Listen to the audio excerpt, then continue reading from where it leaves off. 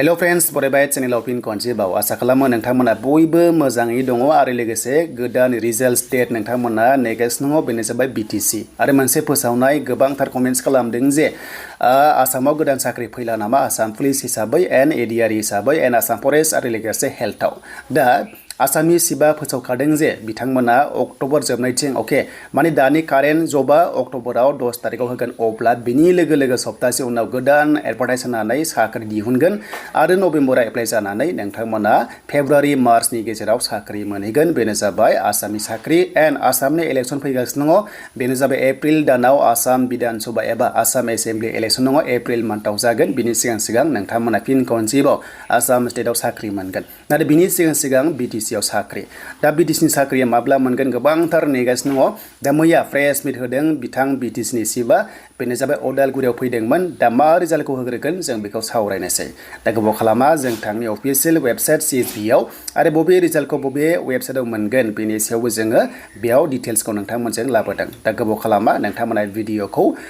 जोबजासिम नाय हानायसेबां शेयार खालाम आरो जाय नोंथांमोना चेनेलाव गोदान साबस्क्राइब खालामनानै लानो हागोन सो दायो जों फैबाय CSB अफिसियेल वेबसाइटआव फाइनाल रिजाल्ट फैयोबा बेयाव मोनगोन टारगेट फरगेटआ नाथाय बबे मोनसे रिजाल्टखौ मोनग्रोगोन सिप बुंनाय बादिब्ला बेनो जाबाय नैबे अफिसियेल वेबसाइटआव नोंथांमोना रिजाल्टखौ मोननाय नङा बेनो जाबाय टेट अके सो टेटनि रिजाल्टआ बेयाव फैनाय नङा टेटनि रिजाल्ट नायनोबा नोंथांमोना मोनसे स्पेशल वेबसाइट दङ डाइरेक्टरनि आन्दाराव बेयावसो थांनानै मोनगोन नाथाय टारगेट फरगेटआ फाइनाल लिस्टआ बेयाव मोननाय चान्सआ दङ मानोना बेखौ CSB आ कन्डाक्ट खालामदों दानिया जोंनि टेट अके टेट आरो जोंनि फैनो गोनां साख्रि रिजाल्ट 18-19 आव चान्सखौ लानो हायो सो सर्सआव मोनगासिनो दङ जे बे अफिसियेल नंगौबो जानो हागौ बाट खोन्थायाखै नाथाय सर्सआव मोनदों जे 18-19 अफिसियेल लेटार खोन्थायाखै दासिमबो नाथाय 18-19 आव रिजाल्टआ फैनाय चान्सआ दंसै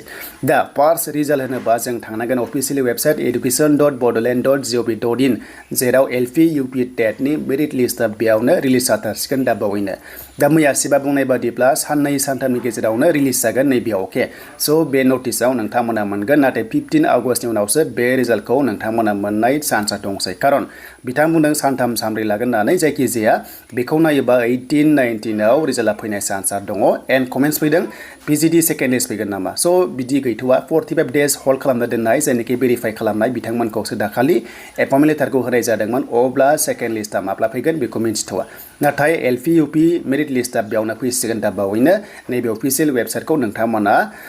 सेभ खालामना ला लिंकआ दङ डिसक्रिप्सनाव जाहाथे रिजाल्ट होनाय लोगो लोगो PDF फाइलखौ बेयावनो मोननो हागोन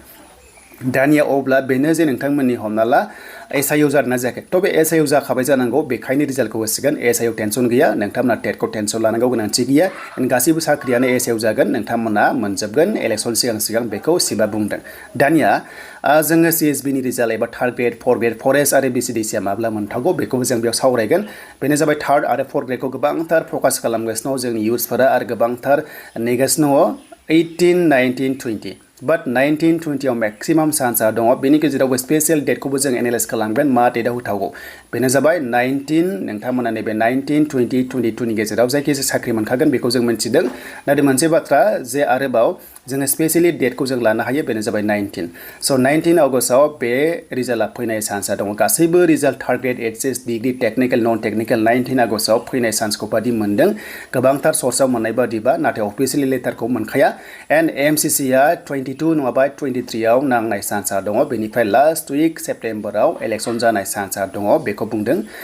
गोबांथार लिडार्सफ्रा अके दा जियानो जा BTC साख्रि नेगासिनो थाखादों बयबो आसा खालामो कारेन्ट टार्म्सआवनो गासैबो जिनिखि साख्रि ओंखारदोंमोन बेखौ होजोबो नङाबा उन जागोन बेखौ जों दा बुंथ'ला नाथाय साख्रिया जानांगौ बे कारेन्ट टार्म्सआव दा बेनो नोंथांमोननि रिजाल्टआ फार्स्ट प्रायोरिटि रिजाल्ट होनोबा टेट बेनि उनाव थार्ड ग्रेड आरो फर्थ ग्रेड